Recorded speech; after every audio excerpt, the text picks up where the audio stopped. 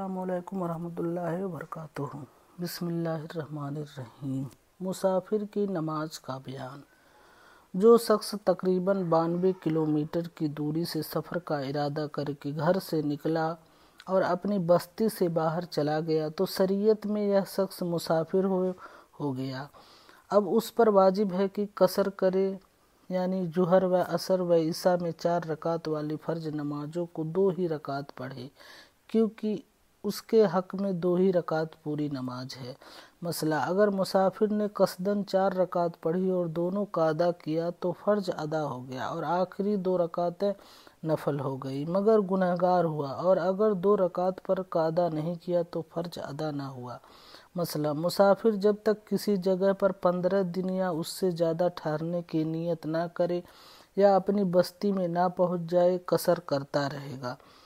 مثلا مسافر اگر مقیم امام کے پیچھے نماز پڑھے تو 4 رکعت پوری پڑھے، قصر نہ کرے۔ مثلا مقیم اگر مسافر امام کے پیچھے نماز پڑھے تو نماز مسافر ہونے کی وجہ سے ہی 2 ہی رکعت پر سلام پھیر دینا۔ اب مقیم مقتدیوں کو چاہیے کہ امام کے سلام پھیر دینے کے بعد اپنی باقی 2 رکعتیں پڑھیں اور ان دونوں رکعتوں میں قرأت نہ کریں، بلکہ سورہ فاتحہ پڑھنے کی مقدار چپ چاپ کھڑے رہیں۔ مثلا فجر و مغرب و عصر میں قصر نہیں۔ مثلا سنتوں میں قصر نہیں، اگر موقع ہو تو پوری پڑھیں ورنہ معاف ہے۔ مثلا مسافر اپنی بستی سے باہر نکلتے ہی قصر شروع کر دے گا اور جب تک اپنی بستی میں داخل نہ ہو جائے یا کسی بستی میں 15 دن یا اس سے زیادہ دنوں ٹھہرنے کی نیت نہ کرے برابر قصر ہی کرتا رہے گا۔ سجدہ تلاوت کا بیان۔ قرآن مجید میں 14 آیتیں ایسی ہیں کہ جن کے پڑھنے والے اور سننے والے دونوں پر سجدہ کرنا واجب ہو جاتا ہے، اس کو سجدہ تلاوت کہتے ہیں۔ مثلا سجدہ تلاوت کا طریقہ یہ ہے کہ قبلہ رخ کھڑے ہو کر اللہ اکبر کہتا ہوا سجدے میں جائیں اور کم سے کم 3 بار سبحان ربی الاعلیٰ کہیں، پھر اللہ اکبر کہتا ہوا کھڑا ہو جائیں۔ بس نہ اس میں اللہ اکبر کہتے ہوئے ہاتھ اٹھانا ہے، نہ اس میں تشہد ہے، نہ سلام۔ مثلا اگر آیت سجدہ نماز کے باہر پڑھی ہے تو فوراً ہی سجدہ کر لینا واجب نہیں ہے۔ ہاں بہتر یہی ہے کہ فوراً ہی کرے اور وجو ہو تو دیر کرنی مکروہ تنزیہی ہے۔ مثلا اگر سجدے کی آیت نماز میں پڑھی ہے تو فوراً ہی سجدہ کرنا واجب ہے۔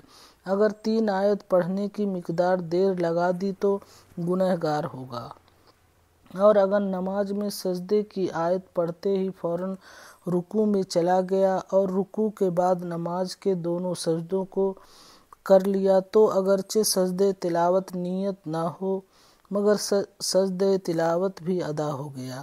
مثلا نماز میں آیت سجدہ پڑھی تو اس کا سجدہ نماز ہی میں واجب ہے، نماز کے باہر یہ سجدہ ادا نہیں ہو سکتا۔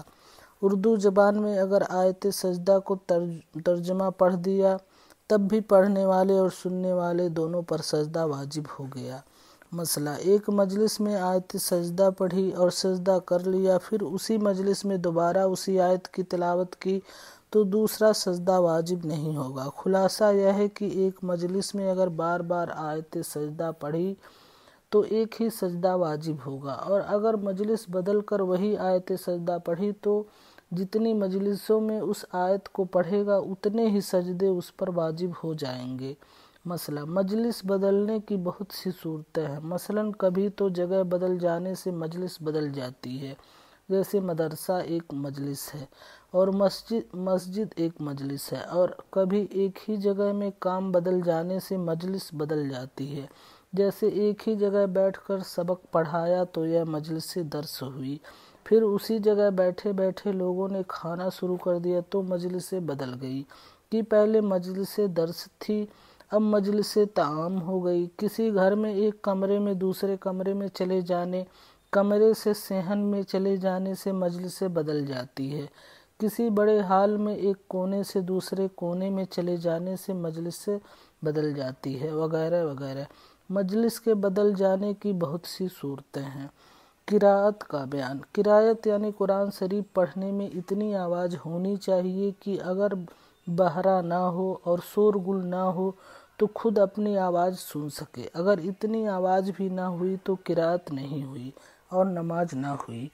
مسئلہ: فجر اور مغرب و عشاء کی پہلی 2 رکعتوں میں اور جمعہ و عیدین، تراویح اور رمضان کی وتر میں امام پر جہر کے ساتھ قرأت کرنا واجب ہے، اور مغرب کی تیسری رکعت میں اور عشاء کی تیسری اور چوتھی رکعت میں اور ظہر و عصر کی سب رکعتوں میں آہستہ پڑھنا واجب ہے۔ مسئلہ: جہر کے یعنی معنی کی اتنی زور سے پڑھے کہ کم سے صف میں قریب کے لوگ سن سکیں، اور آہستہ پڑھنے کے یہ معنی کہ کم سے کم خود سن سکے۔ مسئلہ: جہری نمازوں میں اکیلے کو اختیار ہے، چاہے زور سے پڑھے چاہے آہستہ، مگر زور سے پڑھنا افضل ہے۔ مسئلہ: قرآن شریف الٹا پڑھنا مکروہ تحریمی ہے، مثلاً یہ کہ پہلی رکعت میں قل هو اللہ اور دوسری رکعت میں تبت یدا پڑھنا۔ مسئلہ: درمیان سے ایک چھوٹی سورہ چھوڑ کر اپنا مکروہ پڑھنا۔ درمیان میں ایک چھوٹی سورہ چھوڑ کر پڑھنا مکروہ ہے، جیسے پہلی رکعت میں قل هو اللہ پڑھی اور دوسری رکعت میں قل اعوذ برب الناس پڑھی، اور درمیان میں صرف ایک سورہ قل اعوذ برب الفلق چھوڑ دی۔ لیکن ہاں، اگر درمیان کی سورہ پہلے سے پڑھی ہو تو درمیان میں ایک سورہ چھوڑ کر پڑھ سکتا ہے، جیسے والتین کے بعد انا انزلنا پڑھنے سے حرج نہیں، اور اجازہ کے بعد قل هو اللہ پڑھنا نہیں چاہیے۔ مسئلہ: جمعہ و عیدین میں پہلی رکعت میں سورہ جمعہ اور دوسری رکعت میں سورہ منافقون، یا پہلی رکعت میں سبح اسم ربک الاعلی اور دوسری رکعت میں هل اتاک حدیث الغاشیہ پڑھنا سنت ہے۔ نماز کے باہر تلاوت کا بیان: مستحب یہ ہے کہ باوجود قبلہ رو اچھے کپڑے پہن کر صحیح حروف ادا کر کے اچھی آواز سے قرآن شریف پڑھیں، لیکن گانے کے لہجہ میں نہیں کہ گا کر قرآن پڑھنا جائز نہیں۔ تلاوت کے شروع میں اعوذ باللہ پڑھنا واجب ہے، اور سورہ کے شروع میں بسم اللہ پڑھنا سنت ہے۔ تلاوت کے درمیان میں کوئی دنیاوی کلام یا کام کریں تو اعوذ باللہ و بسم اللہ پھر پڑھ لیں۔ مسئلہ: غسل خانہ اور نجاست کی جگہوں میں قرآن شریف پڑھنا ناجائز ہے۔